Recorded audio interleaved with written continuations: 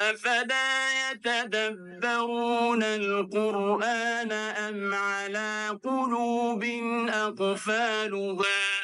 Cette vidéo est en réponse à celui qui a pris ma vidéo et a fait un montage pour justifier sa mauvaise croyance. Bismillahirrahmanirrahim. Allah est incréé et n'est pas une créature. Rien n'est tel que lui, comme Allah le dit dans le Coran. Les musulmans n'assimilent pas celui qui est incréé, donc Allah, avec ses créatures, puisque les créatures sont de deux sortes, les corps et les caractéristiques des corps. Première preuve, le prophète alayhi salatu wassalam a dit « Kana Allah wa lam yakun shay'un ghayruhu » hadith rapporté par Al-Bukhari.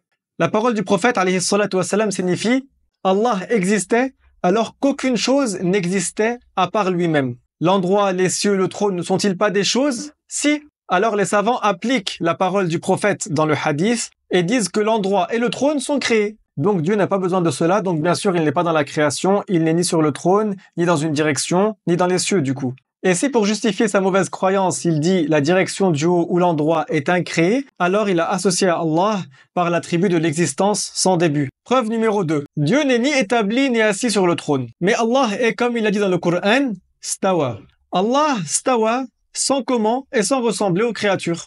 L'imam Ahmad ibn Hajar al-Asqalani a dit le tawhid, c'est de ne pas rejeter les attributs d'Allah, ni de faire de ressemblance aux attributs d'Allah avec les créatures. Et dire que Dieu est assis ou établi, c'est faire ressembler Allah aux créatures. Le trône n'existait pas éternellement avec Dieu. Et dire le contraire, c'est faire du shirk, association. Parce que dans ce cas, il aurait dit que le trône existe éternellement avec Allah et il a associé à Allah par l'existence sans début. Et bien sûr, tous les attributs de Dieu sont incréés puisque Dieu, il est incréé. Mais le trône est créé. Donc ceux qui disent qu'Allah est établi ou assis sur le trône, vous attribuez à Dieu un nouvel attribut, puisque le trône n'existait pas. Et pour s'établir ou s'asseoir sur une chose, il faut l'existence de cette chose. Donc en disant cela, vous attribuez à Allah un nouvel attribut qui, selon vous, n'avait pas avant. Or, les musulmans disent que Allah est stawa, et que stawa ne signifie pas établi ni assis. Et donc Allah est stawa de toute éternité avant de créer le trône. Tout comme il est le créateur avant de créer les créatures. Les attributs d'Allah ne changent pas. Et dans Al-Fiqh al-Akbar, l'imam Abu Hanifa rend mécréants ceux qui disent qu'Allah est assis ou établi sur le trône, puisqu'ils ont attribué à Allah un nouvel attribut. Donc il dit ce qui signifie en français, et ces attributs sont éternels, ni créés, ni entrés en existence. Et celui qui dit que son attribut est créé, ou est entré en existence, ou s'est arrêté, ou a douté de cela, alors il est mécréant en Allah. Fin de citation. Donc ici c'est clair comme preuve que l'imam Abu Hanifa dit celui qui attribue à Allah un nouvel attribut, il n'est pas musulman. Et il dit même celui qui s'est arrêté ou a douté, il est mécréant. Celui qui s'arrête, c'est celui qui dit moi, je dis pas qu'il est mécréant. Preuve numéro 3. Abdul Wahid ibn Abdul Aziz al-Tamimi al-Baghdadi, le chef des Hanbalites à Bagdad, a dit dans son livre I'tiqad al-Imam al-Mubajjal Ahmad ibn Hanbal. Il a rapporté de Ahmad ibn Hanbal concernant que celui qui dit que Dieu est un corps, lui, il rejette cela. Ça veut dire Ahmad ibn Hanbal. Et il a dit que les noms sont pris des textes islamiques et de la langue. Le terme corps concerne les choses qui ont une longueur, une largeur, une épaisseur, une composition, une image. Et Dieu est exempt de cela par l'exemption de la signification du corps. Il n'est pas apparu dans les textes islamiques le corps pour Allah. Donc c'est pas valable de lui attribuer le corps ni les caractéristiques des corps. Parmi les caractéristiques des corps, il suffit de regarder tous les corps qui sont créés. Les créatures, c'est deux choses, les corps et les caractéristiques des corps. Le corps, c'est ce qui a une longueur, une largeur, une épaisseur, une image, une composition. Par exemple, moi, la montagne, le trône. Donc ces choses-là sont caractérisées par la localisation, par la couleur, par la taille, par la forme. Et puisque Allah est exempt du corps, il est donc exempt des caractéristiques des corps également. Puisque les caractéristiques des corps sont également créées. Il est rejeté par la raison, par les textes islamiques et par la langue que Dieu soit un corps. Parce qu'il n'est pas apparu dans les textes que Dieu est un corps, et par la raison, c'est impossible que Dieu soit un corps, et par la langue, on a vu la signification du corps, et Allah en est exempt parce que Allah, rien n'est tel que lui. Il est le créateur des corps, il n'est pas un corps. Et pour ceux qui disent qu'Allah est assis sur le trône, le fait de s'asseoir nécessite un corps avec une partie supérieure et une partie inférieure, et le fait de se plier pour s'asseoir. Et Allah est exempt de cela. Allah dit dans le Coran, « Laysa kamithlihi shay'. Shay'. Shay signifie chose. Donc Allah dit ce qui a pour sens en français, aucune chose n'est telle que lui. N'est-ce pas que l'endroit, la couleur, le trône, la forme, la localisation, les directions sont des choses? Si. Et Allah dit que rien n'est tel que lui. Aucune chose n'est telle que lui. Laysa kamithlihi shay. En preuve numéro 4, je vais citer Ibn Taymiyyah, celui que vous prenez pour chef et pour guide. Lui-même vous rend mécréant et se rend mécréant lui-même parce que lui-même a attribué le corps à Allah. Subhanallah. Et oui, Ibn Taymiyyah se contredit beaucoup. Dans son livre qu'il appelle Al-Fatwa al-Hamawiyya al-Kubra, il dit la plupart de Ahl Sunnah, de nos amis et autres, rendent mécréants les assimilateurs et ceux qui attribuent le corps à Allah. Donc Ibn Taymiyyah est témoin de sa mécréance, puisqu'il attribue à Dieu le corps, et vous rend mécréant vous qui dites que Allah est assis sur le trône ou est établi sur le trône. Cela car l'endroit est créé avec le corps. Et le corps dépend de l'endroit. Le corps n'existe qu'avec un endroit. Et dire que Dieu est dans la création, c'est lui attribuer un endroit, et c'est donc dire que Dieu est un corps. Ibn Hajar al-Haytami dit dans son livre Minhajul Qawim, et sache que Al-Qarafi et autres ont dit de Ash-Shafi'i et Malik et Ahmad et Abu Hanifa, que Dieu les agrée, qu'ils ont dit que sont mécréants ceux qui disent que Allah est dans une direction et qu'il est un corps. Puis il a dit, et ils ont raison en cela. Fin de citation. Donc ici, il y a la preuve que les 4 savants des 4 écoles rendent mécréants ceux qui attribuent à Allah la direction et le corps. Preuve numéro 6. L'imam Ahmad bin Hanbal a dit ce qui signifie en français « Celui qui dit que Dieu est un corps, pas comme les corps, est mécréant ». Cela est rapporté par l'imam Ahmad Abu Muhammad al-Baghdadi et aussi par le savant Az-Zarkashi dans son livre Tajnif al-Masami'. Toi qui as fait le montage de ma vidéo, tu as osé citer une parole fausse sur l'imam Abu Hanifa.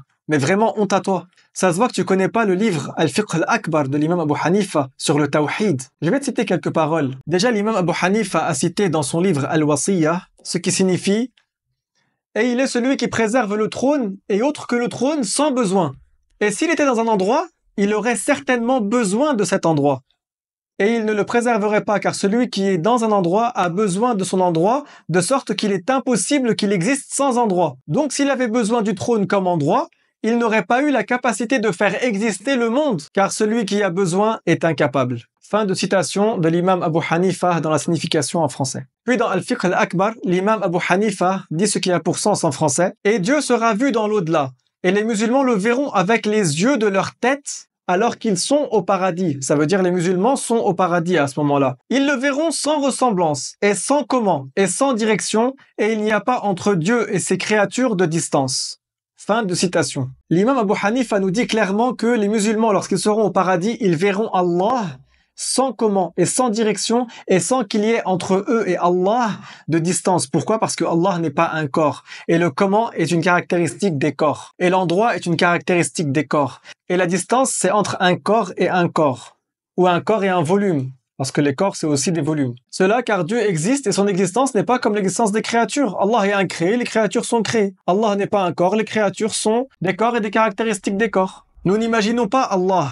Abu Bakr as-Siddiq, le compagnon du prophète, le meilleur des hommes après les prophètes, il a dit, ce qui a pour sens en français, reconnaître son incapacité à parvenir à la réalité d'Allah est en soi une connaissance, et chercher à parvenir à la réalité d'Allah mène au shirk, donc à l'association et à la mécréance. Puis l'imam Abu Hanifa cite également dans Al-Fiqh al-Akbar ce qui signifie en français, nous parlons avec des organes et des lettres, et la parole d'Allah n'est pas avec des lettres ni avec des organes. Et les lettres sont créées, et la parole d'Allah est incréée. Il est shay, pas comme les ashya. Ça veut dire que Allah est une chose, pas comme les choses. Et il est permis de dire concernant Allah que c'est une chose, shay. Car il est parvenu dans le Coran, Allah dit dans le Coran, قُلْ أَيُّ شَيْءٍ أَكْبَرُ شَهَادَةً قُلِ اللَّهُ. Donc ici, il y a la preuve de la permission de dire concernant Allah shay, ce qui signifie en français chose. Donc l'imam Abu Hanifa poursuit en disant ce qui signifie en français, Dieu est shay, pas comme les ashya. Donc Dieu est une chose, pas comme les choses. C'est-à-dire Allah existe, mais pas comme l'existence des créatures. L'existence de Dieu est sans corps, sans être un volume, sans être une caractéristique du volume, et n'est pas limitée, et n'a pas d'opposant qui le rend vaincu, et n'a pas de ressemblant. Et il a un yad, un wajh, un nafs, comme Dieu l'a dit dans le Coran. Donc ce que Dieu a dit dans le Coran, des termes wajh, yad, nafs, ce sont des attributs sans comment.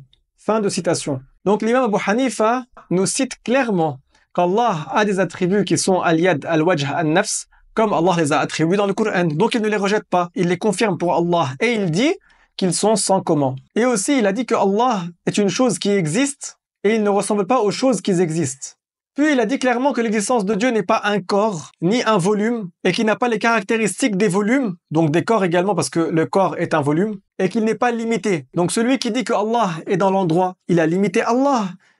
L'endroit est un espace limité qui est créé dans lequel est contenu le corps ou le volume. Donc il dit clairement que Allah n'est pas concerné par le comment est créé par Allah et Allah ne dépend pas de sa création. C'est logique subhanallah, mais Allah a voilé le cœur de certaines personnes et si Allah veut qu'ils meurent mécréants, alors quoi qu'on dise, ces personnes-là mourront mécréants. Le savant Ibn al-Juzay, savant malikite, a dit celui qui dit qu'Allah est dans sa création, il est mécréant. Donc dire que Dieu est sur le trône ou dans le ciel, c'est de la mécréance. Le savant, le professeur Abu Mansour al-Baghdadi, Abdul Qadir al-Tamimi al-Baghdadi, dans son livre Al-Farq Bayn al-Firaq, a rapporté l'unanimité des savants que Dieu n'est pas dans un endroit. Il dit aussi dans son livre que l'imam Ali, le compagnon du prophète Mohammed, a dit qu'Allah a créé le trône pour manifestation de sa toute-puissance et non pour endroit pour lui-même. Le savant Alauddin al-Bukhari al-Hanafi, celui qui est hanafite, a dit dans son livre Muljimatul Mujassima, page 61, celui qui attribue à Dieu le corps est mécréant. Allah dit dans un hadith Qudsi, ce qui signifie en français, m'a insulté le fils d'Adam et il n'a pas le droit. Et son insulte envers moi est par la parole, Dieu a un enfant. Et l'enfantement implique un corps. Dieu est incréé, il n'est donc pas un corps, il est donc impossible qu'il ait un enfant. Dieu dit qu'il n'a pas besoin de la création. Allah dit fa inna Allaha ghaniyyun 'anil 'alamin. Ça veut dire qu'Allah n'a pas besoin des mondes et les mondes c'est la création. Et le trône fait partie de la création et Allah n'est pas sur le trône. Celui qui est sur une chose dépend de cette chose et en a besoin. Mais c'est le trône qui dépend de Dieu et non Dieu qui dépend du trône. A'udhu billah. Allah dit Allahu Samad. Ça veut dire que toutes les créatures ont besoin d'Allah et Allah n'a pas besoin des créatures. Dieu dit de ne pas lui attribuer de semblable. Allah dit dans le Coran et ne lui attribuez pas de semblable. Et celui qui dit qu'Allah est dans le ciel, il lui a attribué des milliers de semblables parce qu'il y a des milliers d'anges. Et les anges sont aux cieux. Le prophète Isa vit actuellement au ciel. Il est comme les anges. Pourquoi? Parce qu'il vit au ciel et les anges vivent au ciel. Donc on ne dit pas que Allah vit au ciel. Allah n'a pas de semblable. Rien n'est tel que lui. Dire que Dieu est sur le trône, c'est lui attribuer Iblis comme semblable parce que Iblis a un trône sur la mer sur lequel il s'assoit. Et Iblis dépend de son trône. Donc il dépend de la chose sur laquelle il est assis. Et Allah est exempt de cela. Abu Hassan al-Ash'ari, savant du Salaf, a dit celui qui ne connaît pas Allah est mécréant.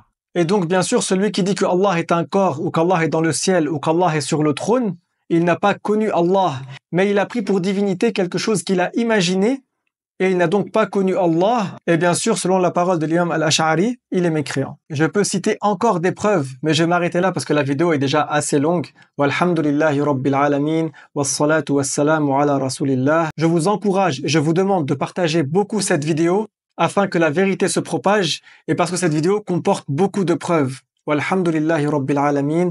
Abonnez-vous et partagez.